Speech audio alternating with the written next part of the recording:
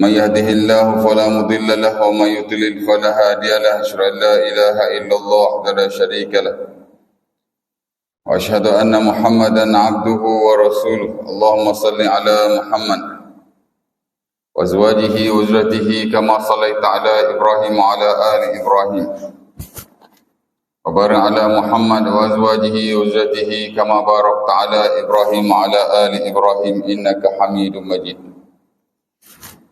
رب اشرح لي صدري ويسر لي أمري واحلل عقدة من لساني يفقهوا قولي أما بعد. Syukur kepada Allah Subhanahu Wa Taala kerana pada pagi ini sekali lagi sama-sama kita berkumpul di masjid kita dan akan kita sambung pesan kita berkaitan dengan soal jawab daripada fatwa yang dikeluarkan oleh Jabatan Mufti Negeri Selangor, di mana pada sesi yang lalu kita dah baca soalan yang pertama lah daripada nota yang saya dah kongsikan dengan tuan-tuan, dan pada hari ini kita nak masuk ataupun nak baca persoalan yang kedua lah yang diutarakan kepada jabatan berkenaan. Baik, saya baca soalan dia dulu. Assalamualaikum warahmatullahi wabarakatuh. Saya terbaca hadis riwayat Al-Imam Ahmad rahimahullah bersanad daripada Abu Hurairah tentang galakan mandi selepas memandikan jenazah. Hadis ini dinyatakan status sebagai hasan. Soalan saya, adakah ini menjadi dalil kepada kepercayaan badi mayat? Dan adakah badi mayat itu wujud? Jika tidak, adakah badi mayat itu dikira sebagai khurafat? Dan apa dalil yang menentangnya? Sekian, terima kasih.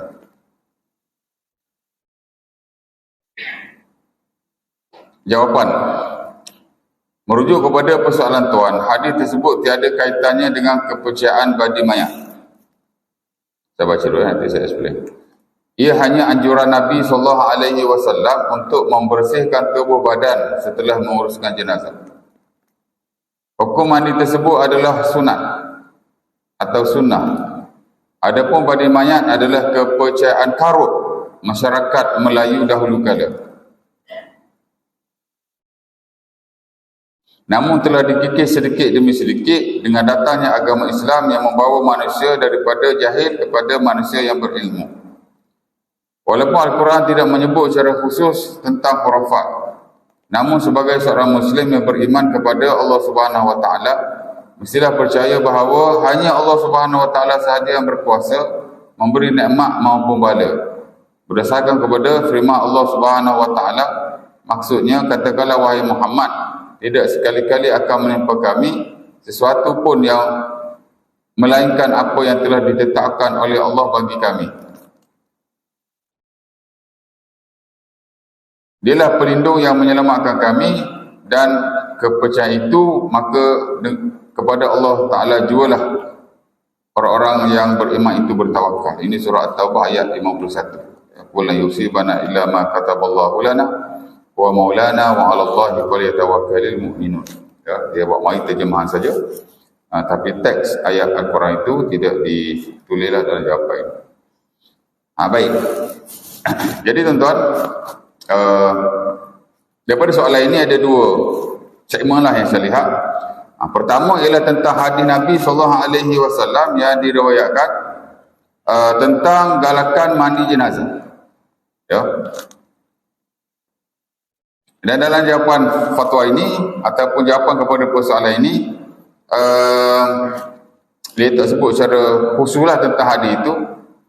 Cuma dia kata hadis itu tidak ada kaitan dengan kepercayaan badi mayat. Dia tu jawab tentang badi mayat. Ya. Jadi kemungkinan dia kata hadis sahih. Dan memang hadis ini sahih lah. Ya, merujuk kepada hadis yang diriwayatkan oleh Imam Ahmad daripada Abu Hurairah radhiyallahu taala anhu, di mana kata Nabi SAW, kata Nabi SAW, man ghassala maitan falyaghtasil wa man hamalahu falyatawadda. Ya, very simple kan? Nabi kata sesiapa yang memandikan mayat, man ghassala maitan falyaghtasil, maka hendaklah dia mandi. Ya. Wa man hamalahu, sesiapa yang memikulnya, dia tak mandi mayat tapi dia hantar jenazah pergi ke kuburan, tukang pikul lah. Maka Nabi kata hendaklah dia berwudu. Ya, hadis ini memang hadis yang sahih. Hatta kalau tuan-tuan belajar dalam kitab Taharah, The Science of Purification, kitab bersuci lah. Dalam babul ghusli, bab mandi, the chapter of shower, mesti tuan-tuan akan jumpa tentang galakan untuk kita mandi, atau yang disebut sebagai mandi-mandi sunnah, al-aghsalul masnunah, ya, preferable showers, which is mesti ada salah satu, ialah al-ghuslu min ghuslil mayyit, mandi kerana mandi mayat.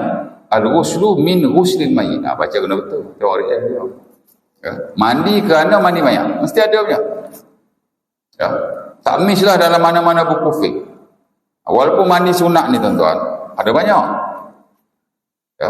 Dan saya lihat mazhab Syafi'i lah antara yang banyak mensunahkan mandi ni, kerana sebagainya berdasar pada hadis-hadis yang jelas lah galakan mandi itu, dan sebagian lagi daripada qiyas. Hatta kalau tuan-tuan buka dalam buku fiqh mazhab Syafi'i, buku matan tersohor sekali lah, ya. Itulah matan Ghayah wa Taqrib yang dikarang oleh Imam Abi Syuja', yang terkenal dengan nama Mata Abi Syuja'. Ya, kami di universiti dulu kami hafal Mata Abi Syuja', ya. Dan memang kami belajar mata itu sejak daripada sekolah menengah. Tak tahulah zaman sekarang mereka pakai silibus mana. Tapi zaman kami dulu, silibus kami ialah kitab Al-Iqna' yang dikarang oleh Khatib Asy-Syarbini rahimahullah, imam besar juga dalam mazhab Syafi'i. Dan buku itu memang menghuraikan Mata Abi Syuja'. Sebab tu matan dia kita kena hafal, syarahan dia kita kena tahu. Ya. Di samping kita dapat ilmu, masuk biasa pun boleh A lah. Ya. Apa yang disebut dalam matan itu? Dalam bab mandi. Wal aghsalul masnunah sab'atu asyar uslan. Katanya mandi-mandi sunat ini ada 17. Dalam buku fiqh ni ada 9, ada 10, kalau base betul-betul hadis Nabi, bukan tu aja. Tapi kerana mandi ni dia mengkiaskan jugalah dengan nah-nah yang lain. Jadi dia mensunah juga mandi-mandi yang berbagai. Walaupun tak ada hadis yang spesifik, tapi dia guna kias, ya. Baik. Jadi memang ada mandi tu. Kalau tuan-tuan tengok dalam matan tu, dia kata mandi ada 17. Kemudian dia sebut salah satu benda ialah al-ghuslu min ghuslil mayyit. Dia sebutlah mandi Jumaat, ghuslul Jumaat. Pasal dalam banyak-banyak mandi sunat ni, mandi nombor 1 mandi Jumaat. Yang banyak digalakkan oleh Nabi SAW, bahkan sebagainya mengatakan wajib, kerana ada perintah yang tegas lah daripada Rasulullah SAW. Ada ulama kata wajib mandi Jumaat ni, tak mandi dosa. Lepas tu dia duduk nombor 1. Lepas tu baru mari mandi hari raya, ya. Kemudian memang adalah antara yang terawal mandi daripada mandi mayat. Al-ghuslu min ghuslil mayyit. Maksudnya memang mandi tu memang ada lah, ya. Dan perintah itu asalnya wajib. Kalau tengok teks hadis ni, kita kena mandi lah. Man ghassala maitan falyaktasi, kalau awak mandi mayat awak kena mandi. Itu perintah. Wal aslu lil wujub fil amri. Perintah asalnya adalah wajib. Tapi kerana ada hadis yang lain, Nabi kata tak mandi pun tak apa, ya. Inna mayyitakum laysa binajis fahasbukum antaghsilu aydiyakum. Dia kontra lah dengan hadis yang lain. Ada hadis itulah hadis Al-Baihaqi daripada Ibn Abbas. Dia kata mayat kamu ni bukan najis, ya. Maka memadailah untuk kamu sekadar membasuh tangan saja. Maksudnya sebaik-baik atau mandilah. Tapi sekurang-kurangnya Nabi kata basuh tangan. Kalau kita mandi tangan kita tu lepas mandi basuhlah. Tapi kalau kita mandi itu lebih baik, ya. Jadi cerita dia ada mandi itu base daripada hadis-hadis Nabi SAW yang sahih dan memang termuat dan diwartakan dalam mana-mana buku fiqh. Tak kira mana masalah, benda ni sama saja, ya. Kerana ada hadisnya, maka tak timbul pertikaian. Itu satu part. Yang mana fatwa ni dia ringkas. Dia sekadar nak bagi tahu secara, orang kata apa, secara cepat lah. Jadi dia tak urai hadis, tapi tak apa. Ala kulliah first part bersabit hadis tu ada. Selain pada ia sahih, memang diwartakan lah. Bab mandi ni memang ada. Itulah mandi kerana mandi jenazah. Jadi kalau tuan-tuan mandi jenazah, mandi itu lebih baik akhirat, ya. Itu first segment lah. Segmen yang kedua ialah pertanyaan si penanya ini tentang badi mayat. Itu yang difokuskan oleh jawapan. Dia tahu Raibah Hadi, tapi dia fokus pak jawapannya dari sudut badi mayat tu. Di mana katanya tak ada badi mayat. Ya. Dan dia kata ini khurafat. Ya. Dan dia bawa kita kepada keyakinan bahawa nikmat bala semua daripada Allah Subhanahu Wa Taala. Kalau kita ditimpa sesuatu, kalau kita dapat nikmat atau ditimpa suatu kecelakaan, maka itu ada ketetapan daripada Allah Subhanahu Wa Taala dan ditutup dengan itulah surah At-Taubah ayat 51 ya. Dulu masa kami sekolah menengah agama lah kan. Apa maksud ayat ni tuan?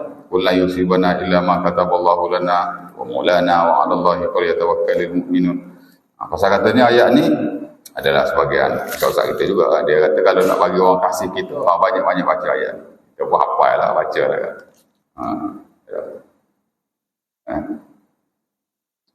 Tak tahu lah betul tidak.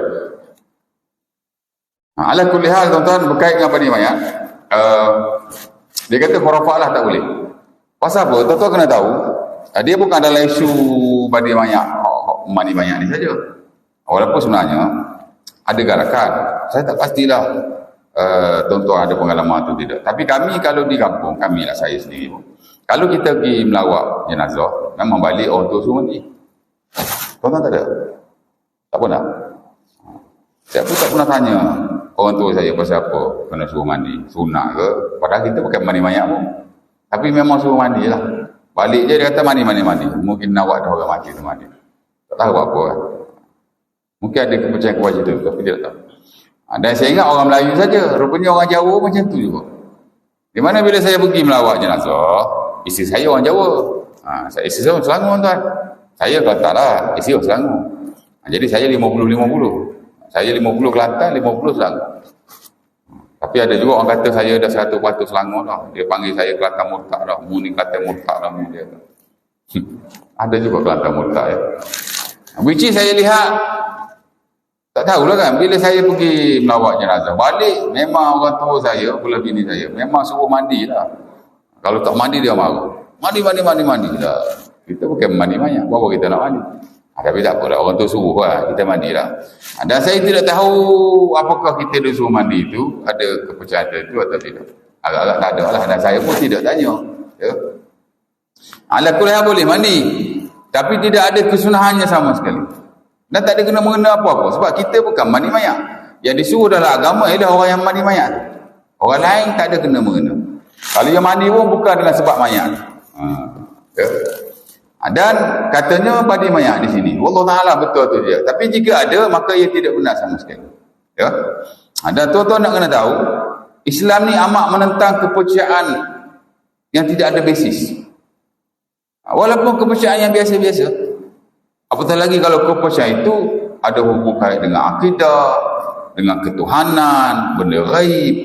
Bahkan kalau ia membawa kepada kesyirikan, Islam amat menentangnya sama sekali. Tuan-tuan baca Quran, Allah Ta'ala kata, Nisa'ukum harsul lakum, fa'tu harsakum anna syi'tum. Surah Nisa itu ayat berapa saya bertanya. Perempuan-perempuan kamu adalah ladang bagi kamu. Maka datangilah ladang kamu seumpama yang kamu mahu. Apa sebab nuzul ayat ni? Sebab nuzul ayat ni ialah kerana orang Yahudi, dia kata, man atta imra'atahu fi qubuliha min duburiha aw min wara'iha ja'al waladu ahwal. Ya, dah ada hadis sahih yang diriwayatkan daripada beberapa sahabat Nabi sallallahu alaihi wasallam. Ada Sahih Bukhari, Muslim, daripada Anas bin Malik, daripada Abi Hurairah dan selain. Di mana katanya orang Yahudi ni, dia kata pada pokok dia lah, ini satu kepercayaan mereka lah. Sesiapa yang mendatangi isterinya pada hadapan, tapi dia mari ikut belakang, ya, maka akan lahir anak itu juling. Ya, lubur memang tak boleh lah, tapi dia lalu ikut belakang. Ya, jalan depan, tapi dia lalu ikut belakang. Faham sendirilah. Maka dia kata anak juling. Ya, dan memang orang Yahudi dia punya perangai tuan-tuan, Dia suka menghalalkan apa yang diharamkan oleh Allah. Allah Ta'ala haramkan riba, dia buat. Allah Ta'ala haramkan jual beli, benda-benda najis, dia buat. Ya. Macam-macam Allah Ta'ala larang, dia buat. Tapi benda Allah Ta'ala tak larang, dia larang. Benda Allah Ta'ala tidak haramkan, dia haramkan. Itu pengaruh Yahudi. Ya. Salah satu ni lah. Benda harus, tapi dia kata tidak boleh. Dan kesannya begitu dah begitu. Dan kita tak pastilah apa sebab orang Yahudi kata begitu. Mungkin kepercayaan kosong yang dicipta reka, ataupun memang berdasar kepada testimoni-testimoni tertentu. Mungkinlah. Anak dia lahir Juli, dia pun tanya, apa anak mu Juli? Mu ada buat apa dulu? Oh, dulu aku mendatangi isteri ku belakang lah. Lepas tu ada pula orang tu dapat anak Juli lagi sekali, dia pun tanya, apa mu buat? Pasal apa anak mu Juli? Oh, aku pun buat. Kira-kira benda yang sama je dia semua. Itu dia panggil testimoni. Ya. Which is testimoni, tuan-tuan, dalam benda-benda dunia boleh. Tapi benda-benda yang seumpama ini dia tidak boleh diguna pakai sama sekali. Sebab ada juga orang buat fadilat-fadilat tertentu, kelebihan-kelebihan tertentu, atau ada kepercayaan-kepercayaan tertentu, asal dia testimoni. Mana boleh testimoni buat kepercayaan ni? Atau buat fadilat amalan, betul? Dia testimoni. Ya. Sebab benda ni tidak diketahui dalam setengah-setengah keadaan. Melainkan dia mesti ada base yang kuat. Dan base yang kuat dalil lah. Pasal juling tak juling ni kerja Tuhan. Apa connection lalu kok belakang dengan juling? Tak ada connection. Ya. Macam kata rumah kalau ada sawang, oh ni rezeki tak masuk ni. Apa connection rezeki dengan sawang tu? Ya tak? Haji kalau petang-petang duduk kat depan pintu rumah, time matahari tenggelam, maka haji sempit rezeki. Ditipu pada atas sumpah. Ada orang cakap gitu. Apa connection? Tak ada connection. Oh, sikap patuh, siapa-siapa ada sikap patuh, sama juga. Tak bagus. Rezeki akan jadi sempit. Saya, dalam bilik air saya tu sikap patuh lama. Memang saya mandi guna sikap. Ya tak? Elok je. Dia kata akan jadi fakir. Ada seorang daripada utara tu. Mana ada? Tak ada pun. Saya lama dah guna sikap patuh daripada zaman dulu. Tak pakai fakir. Kaya tak lah, kaya tak. Tapi fakir miskin tu belum lagi lah setakat ni. Ya. Apa kena-mengena sikap dengan fakir tu? Ya. 7-8 tahun lepas ada dah seorang pendakwah yang agak terkenal juga, dia sebut benda ni. Ni dalam 2-3 minggu mari pula benda-benda macam ni. Ya. Pasal apa? Pasal ada dalam kitab. Memang ada dalam kitab. Tapi kitab tu bukan Quran. Kitab tu manusia tulis. Dan dia tidak diketahui basisnya. Pasal dia tak memari dalil ke tak ada. Dia cuma cakap begitu. Dan dikatakan untuk baik sangka kepada dia, ini testimoni. Buat rezeki-rezeki mana boleh testimoni. Ya. Dan ia khurafat. Dia berbawa kepada khurafat. Boleh buat syirik ke tidak, tak tahulah. Tapi kepercayaan tidak ada asal. Baik. Nah, mana tadi bawa tanya saya, Ustaz, kalau saya berair hidung, ataupun saya mulut saya tak apa ni, saya nak lap pakai ujung baju masa semayang, boleh? Saya dengar Ustaz ada kata boleh, tapi ada Ustaz kata tak boleh. Saya kata memang boleh, cuma jaga pergerakan kita, jangan banyak sangat. Sebab semayang ni kalau mazhab Syafi'i dia ketat sikit, pergerakan yang banyak boleh batal solat. Adapun yang dikaitkan dengan benda-benda tertentu itu tidak betul. Ya. Ya. Memang ada kata juga kalau lap ni, kalau ngelak ni kat hidung apa kan, dia akan menyebabkan kefakiran. Apa connection kain baju dengan itu? Hatta Rasulullah SAW sendiri lap. Ada benda-benda tertentu tuan, kita boleh sangkal hanya dengan ilmu fiqh saja. Tak payah balik dalil akidah. Ilmu fiqh kita dah boleh sangkal. Kenapa? Kerana benda-benda seumpama ini sebahagian daripada ini bertentangan dengan praktikal Rasulullah SAW dalam fiqh. Nabi bila semayang, bila Nabi ada masalah sikit lah hidung dia ke mulut dia ke, baginda lah. Atau baginda menyarankan begitu. Idza qama ahadukum yusalli fa innahu yunaji rabbahu fala yabsuq baina yadayhi wala an yaminihi wala an yasarihi tahta rijli yusra fa in ajalat bihi badiratun falyakul hakaza thumma tawasabahu ba'dahu ala ba'd. Cerita dia Nabi kata, kalau kamu sembahyang, kamu menghadap Tuhan, jangan geludah depan pula. buang ingus ke. Dan jangan ke kanan. Pasal apa tak boleh hadapan? Pasal kita menghadap Tuhan. Pasal apa tak boleh kanan? Pasal malaikat duduk belah kanan. Hak belah kiri pun duduk belah kanan masa semayang. Tapi Nabi kata belah kiri boleh. Dan lepas kamu ludah, tutuplah dengan kaki kirimu. Masjid Nabi kan pasir. Tutup lagi. Ya. Kalau ludah dalam masjid, tak tutup berdosa. Dan tutup.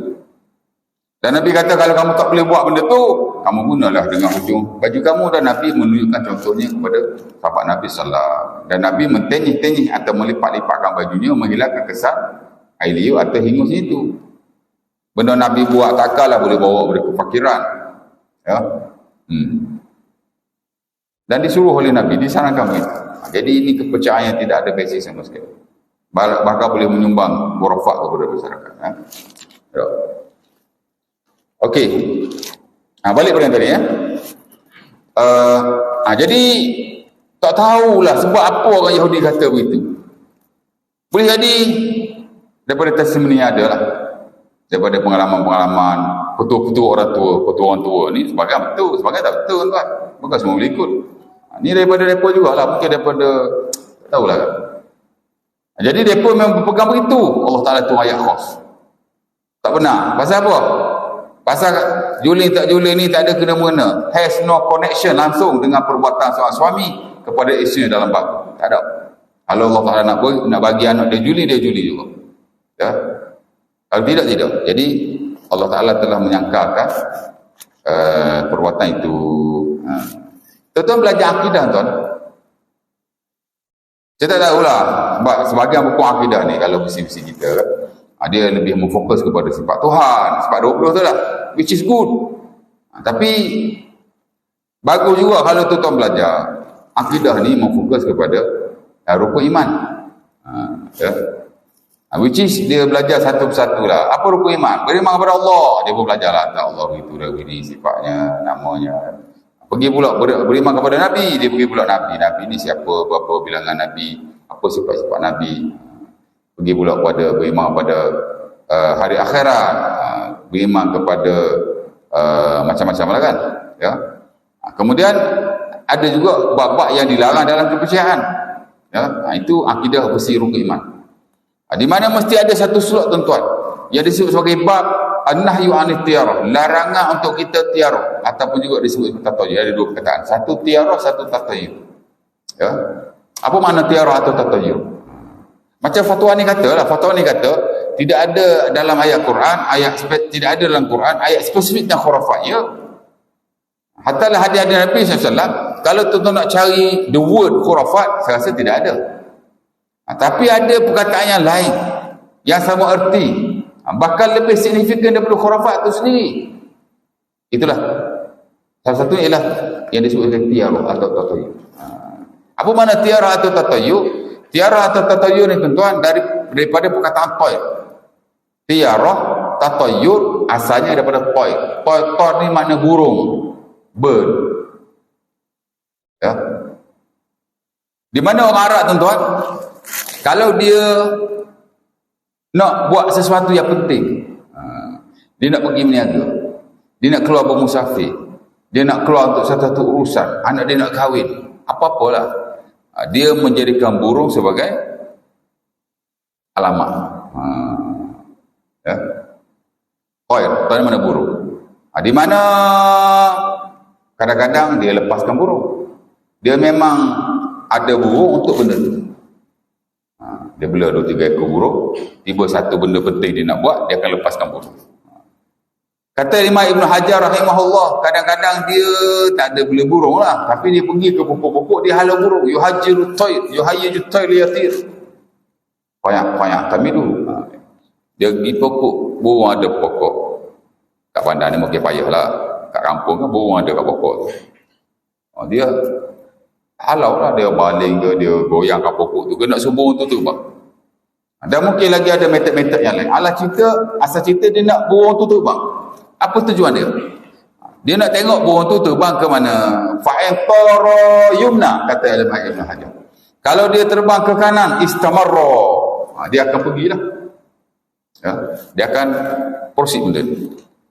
Saya nak pergi nego, saya akan pergi. Anak saya nak kahwin, saya akan buat. Apa lagi?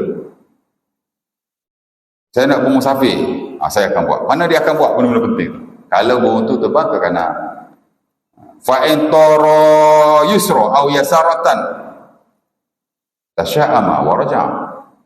Kalau burung tu terbang belah kiri, maka dia tak akan buat. Dan dia mengatakan benda itu menjadi sial kepadanya. Dengan sebab orang Arab ni, ialah selain daripada dia percaya pada berhala, dia percaya pada jin, benda-benda mepek ni kan. Dia juga percaya kepada keburungan. Keburungan ni mana benda-benda yang bersabit dengan burung ni lah. Ya. Dan kalau kita lihat Al-Imamul Baihaqi rahimahullah dalam kitab sunannya, dia kata tidak setakat itu. Bukan kata burung terbang saja, dia kata bunyi-bunyi burung juga menjadi petanda pada sesuatu. Sama ada petanda itu baik atau buruk. Which is sebahagian daripada hal seumpama ini, dia ada dalam mana-mana bangsa, termasuk bangsa Melayu. Khurafat gini lah. Dengan sebab orang Arab ni dia begitu taksub dengan burung, dia menjadi petanda pada suatu perkara, baik atau buruk, maka dinamakan benda-benda khurafat ni daripada perkataan burung. Tiarah atau tatayuk. Orang Arab memang suka begitu. Contoh tengoklah dalam kamus Arab, hatta dalam Quran, atau hadis Nabi SAW, berok-berok dia panggil apa? Dia panggil al-ghaib. Al-ghaib ni maksud dia tuan-tuan, sebenarnya Rasul bahasa ialah tempat tinggi dan tempat yang terlindung atau jauh daripada orang. Sebab orang Arab bila dia nak berok saja, dia pergi cari tempat yang jauh, tempat yang berselindung dan tinggi. Asal dia nak berok saja, dia pergi cari tempat yang jauh, terselindung dan tinggi. Asal dia pergi cari tempat itu saja, dia nak berok, maka dinamakan berok sempena tempat itu. Ini perkara biasa dalam bahasa Arab, Ustaz. Sama juga dalam bab ni. Dengan sebab burung banyak dikaitkan dengan khurafat, maka perkataan khurafat dinamakan sebenarnya burung. Itulah tiarah dan tatayuh. Dan Nabi amat melarang keras tatayuh.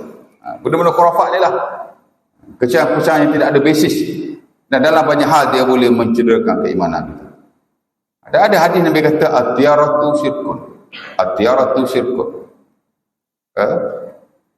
Wa ma minna illa walakin yuzhibunallahu bitawakkul. Nabi kata itu hadis Ibnu Hibban. Kita belajar bab ni.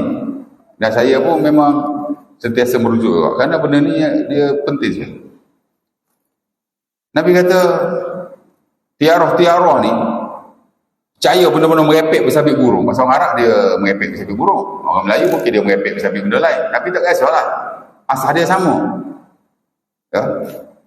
Nabi kata syirkun, syirik. Ya. Dan Nabi ulang beberapa kali. Wa ma minna illan, kata Nabi. Tapi masalah dia adalah semua orang boleh buat benda ni. Pasal kepercayaan. Ya. Boleh dia jahil. Boleh jadi dia ikut-ikut orang. Pasal manusia juga suka ikut orang lain walaupun benda tak ada basis. Ya. Ada orang tuan-tuan dia posting, siapa-siapa yang baca selawat sekian-sekian, baca surah sekian-sekian, insya-Allah dia akan jumpa Nabi. Minggu depan cepat lalu dia kata. Orang share dengan orang tuan. Saya puh hadis Nabi, saya puh ayat Quran, poin yang penting-penting, ceramah saya puh. Paling banyak orang share 100 orang je. Dia share benda merepek macam tu tuan, 600 orang share. Orang Melayu lah ni, orang bukan Melayu saya tak kata. Jadi orang kita ni, saya tak tahulah, dia sudah tidak mementingkan ilmu lagi. Dia sudah betul-betul percaya pada orang itu. Asal nama ustaz mendakwah ke apa, dia percayalah apa tu bila mulut dia tu betul ke. Which is untrue. Bukan kata untrue, ridiculous lah. Bukan kata ridiculous, nonsense lah. Mana ada baca selawat sekian-sekian, surah sekian-sekian, boleh jumpa Nabi? Siapa cakap? Oh, ini testimoni. Kita tahu dah, dia mesti balik pada testimoni. Ini pengalaman orang dulu-dulu, orang soleh, awliya illah, wali-wali Allah. Dan dalam banyak hal dia boleh menyumbang kepada kepercayaan tidak ada basis. Dia boleh buat khurafat ya Allah. Jadi tak boleh. Benda-benda macam tu tidak. Okey, balik pada tadi ya. Jadi syirik tuan pasal apa syirik? Pasal dia telah mengatakan Allah Ta'ala akan buat sesuatu berdasar kepada perbuatan dia. Apa kena-mengena Allah Ta'ala nak bagi awak kebaikan atau nak bagi awak keburukan berdasar pada burung? Allah Ta'ala tak perlu burung-burung ni. Kalau nak bagi dia bagi juga. Tak ada connection langsung. Nabi kata syirik. Ya. Dan memang ia boleh membawa kepada kesyirikan. Kerana tuan-tuan, benda yang besar dia bermula pada benda yang kecil-kecil. Benda syirik ni tak tunggu awak pergi sembah patung, pergi sembah batu gitu. Kerana ada benda yang bukan hak sembah itu. Tapi Nabi namakan syirik. Contoh tiara. Khurafat pada burung. Nabi panggil syirik. Kenapa? Kerana kalau dia tidak syirik betul-betul, dia membawa pada syirik lah. Ya. Sebab tu Islam ni bukan kata benda tu zina haram, tapi ya Allah Ta'ala larang dalam Quran mendekati zina. Ada ayat Quran Allah Ta'ala kata jangan kamu berzina. Tak ada. Yang ada ialah wala taqrabuz zina, jangan kamu mendekati zina. Kenapa? Kerana Allah Ta'ala nak jaga daripada awal. Dah banyak benda yang Allah Ta'ala larang. Allah Ta'ala tak larang perbuatan tu, tapi Allah Ta'ala tak pernah kita mendekatinya atau melakukan lebih awal. Saya tanya tuan-tuan, Arab kalau ikutkan haram sebab dia mabuk, tapi kalau minum setitik dulu tak mabuk. Tapi apa Nabi larang juga. Ya. Ma'askara kasiruhu faqaliluhu haram. Nabi kata apa-apa yang memabukkan banyak, maka sikit pun tidak boleh. Ia tetap haram. Kalau nak ikutkan sikit apa masalah ya? Ya. Itu dia panggil sadu zara'i. Ya. Kerana tuan-tuan, sadu zara'i ni maksudnya kita kena jaga benda yang kecil-kecil sebelum berlaku benda yang besar-besar. Kerana sebagaimana kebaikan dia boleh bercambah, berkembang daripada yang kecil. Kejahatan juga begitu. Ia bermula daripada kerosakan yang kecil, akhirnya dia akan membawa kepada kerosakan yang besar.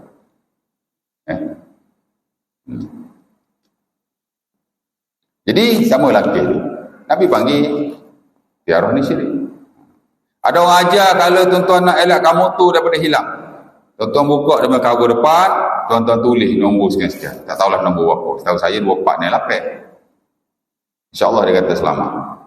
Apa connection nombor tu dengan pencuri tu? Tak ada connection langsung. Dan unfortunately, saya tak tahulah syirik atau tidak. Khurafat lah. Ya. Ada orang kata kalau nak elakkan pencuri masuk rumah, letaklah Sahih Bukhari dalam rumah. InsyaAllah dia kata tidak akan hilang barangan rumah kita dan tidak akan ditimpa musibah seperti kebakaran. Tuan-tuan tak pernah dengar tu? Kat YouTube berlambak tu. Apa connection Sahih Bukhari dengan kebakaran, kecurian? Letak Quran pula tentu rumah kita tak masuk orang curi. Cuba tanya rumah-rumah yang dimasuki pencuri tu. Atau rumah saya sendiri pun pernah dimasuki pencuri. Tak ada Quran ke dalam rumah? Banyak tak ada lah. Adalah 2-3 Quran dalam rumah saya. Quran dengan Sahih Bukhari mana lebih besar? Aduh, pening saya.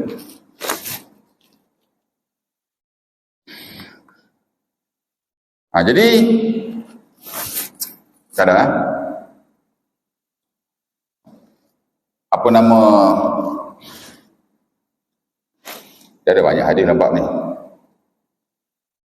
Saya baca sikit hadis dia. Tadi satu hadis kan, ada satu lagi hadis yang penting. Lepas tu kita tutup lah. Ni dia. Dan bukan kata Nabi SAW saja yang sebut, hatta sahabat-sahabat bagi dia pun sebut. Tiarah ni syirik, tiarah ni syirik. Ia antara ialah Ruwaifin. Dalam hadis yang diriwayatkan oleh Al-Imam Al-Bazzar rahimahullah, apa kata Ruwaifin? Ruwaifin bin Sabit ni sahabat Nabi yang besar juga ya. Mungkin tu tak pernah dengar. Tapi ada jugalah hadis dia akan daripada beliau, bukan hanya dalam bab akidah ni, dalam bab fiqh bersama. Ya. Kata beliau maraddahu at-tiyarah faqad qarafa syirka. Barang siapa yang bergantung kepada burung sehingga dengan sebab tertentu dia tak buat benda tu. Dia merasa akan berlaku sial, tak baik, maka aku tak buat dengan sebab burung. Maka kata Ruwaifin faqad qarafa syirka, maka dia telah melakukan syirik ya. Kerana ia juga berdusta kepada Allah. Dia dusta kepada Allah tuan lah. Benda Allah tak ada apa-apa kita kata begitu ya. Dan ada lagi beberapa hadis. Ala kulli tak boleh ya. Dan saya suka sekali fatwa Selangor ini, dia tegas mengatakan bahawa kepercayaan kepada badi-badi mayat ada perkara khurafat dan tidak ada asas sama sekali. Dan kita pun kena berprinsip yang sama. Segala kepercayaan tuan-tuan, dia mesti ada basisnya. Of course lah, kalau benda-benda gaib melibatkan Allah, melibatkan rezeki, dia mesti menerusi nas sama ada Al-Quran ataupun hadis-hadis Nabi SAW. Dan tidak ada siapa yang ada autoriti untuk beritahu benda ni. Manakah Allah dan Rasul? Ya? Awak ustaz bersama mana pun, pakai serban bersama mana pun, jubah lapor mana pun, once awak cakap benda-benda kepercayaan, awak mesti ada basis. Kita bukan macam agama Yahudi, kita bukan macam agama Nasara, yang mana tok-tok mereka boleh cakap apa saja. Ya. Dan ini pun Allah sebut dalam Quran, kamu jangan jadikan ar-rahbaniyin, al-ahbar your scholars. Seumpama Tuhan, hak dia cakap betul lah tu. Mana boleh. Dan yang membezakan agama kita dengan agama-agama lain, khususnya agama hak asal daripada Allah juga macam Yahudi, Nasrani, ialah ketulinan ajarannya. Ya. Dan kelebihan agama ini juga ialah kalau orang dah bawa mari benda-benda merepek, akan ada orang yang mempertahankan dan cuba memperbetulkan balik. Sebab itu Qardawi rahimahullah dalam bukunya, buku apa yang saya baca tu lah, dia kata, selain daripada ketulinan Islam berbanding agama-agama lain yang telah diubah, agama-agama tu lah samawi juga. Kelebihan agama ini juga ialah dia ada orang-orang yang akan mempertahankan. Dan dia bacalah hadis Nabi yang dia oleh Muslim Ahmad tu kan, di mana Allah Ta'ala sebut lah, ada orang yang akan mempertahankan. Itu beza. Berbeza dengan agama lain. Kalau dia nak rosak Allah Ta'ala biar dia rosak. Tapi Islam tidak. Sampai hari kiamat. La yazalu ummati, macam hadis terselupa. Tapi Allah, Nabi kata akan sentiasa ada kelompok dalam umatku yang akan mempertahankan kebenaran. Dan tidak ada siapa yang boleh memudaratkan mereka. Sehingga datanglah urusan Allah Subhanahu Wa Ta'ala. Yang ini sampai hari kiamat. Jadi kita nak tahu. Jadi cerita gitulah, tak ada badi-badi mayat ya. Dan tidak ada kepercayaan-kepercayaan mengarut yang kadang-kadang memang tersebar dalam masyarakat kita. Dan unfortunately, ia kadang-kadang disebarkan juga oleh orang-orang agama yang tidak berdisiplin, yang tidak tahu manhaj yang betul, bahkan tidak tahu prinsip dalam bab kepercayaan. Ya. Tak tahulah apa masalah mereka. Dan kita harapkan supaya bukan dalam bab badi mayat ni saja, dalam hal yang lain pun begitulah ya. Apa-apa kepercayaan dia mesti ada basis. InsyaAllah ta'ala. Habis tu begitu ya nak cerita dia. Jadi amat penting sekali. Dan dia kata dia akui benda-benda yang karut ni ada dalam masyarakat Melayu kita dahulu ada. Allah, orang Melayu dulu tuan, macam-macam kepercayaan dia ada. Ya tak, mandi Safar lah, bulan Safar, bulan pada. Dan ada orang kata tuan-tuan, pada hari Jumaat terakhir bulan Safar ke macam tu lah, Allah Ta'ala turunkan 70,000 bala. Batu hari terakhir Jumaat bulan Safar tu dibuat sembahyang hajat apa, buat sembahyang tak ada masalah. Tapi kepercayaan awak tu, dan bila orang tanya daripada mana kepercayaan ini, dia kata seorang wali Allah dibuka hijab, dia nampak pada hari terakhir Jumaat Safar ni, Safar kerja nak lupa. Dia kata dia nampak Allah Ta'ala tu kan 70,000 bala. Allah, banyak 70,000 bala. Kalau 70,000 bala turun tuan, hancur dunia ni. 70,000 tak sikit ke? Macam-macam bala ada. Tak? Semayang tak salah, tapi kepercayaan tu tidak betul. Tak ada tuan. Jadi bala-bala gitu-gitu nak tengok juga ya. Minta dalil ada. Mana dalil? Tapi kalau kita minta dalil, jadi orang lain lah pula. Tuduh kita macam-macam lah. Okey, jadi itulah untuk hari ini. InsyaAllah next nanti kita akan baca soalan yang khususnya lah ya. InsyaAllah ta'ala. Ada yang tanya apa-apa tak? Ada soalan? Tak ada soalan? Semua clear? Kalau tak ada, mudah-mudahan kita berkongsi apa yang baik. Kita dapat tambahkan ilmu kita. Dan dengan ilmu kita boleh tambahkan juga ibadah kita. Dan memantapkan lagi lebih penting yang related dengan tajuk kita pada hari ini ialah keimanan, kepercayaan kita dalam hal agama kita. Dan kita hendaklah menjauhi apa-apa saja kepercayaan pegangan yang tidak berasaskan kepada sandaran-sandaran yang ada dalam syarak. Ya. InsyaAllah ta'ala. Jadi setakat itu dulu. Aku Luqman Razak. Assalamualaikum warahmatullahi wabarakatuh. Kita tangguhkan majlis kita dengan tasbih kafarah dan surah Al-Asr. Subhanallah wa bihamdihi. Asyhadu an la ilaha illa anta astaghfiruka wa atubu ilaik.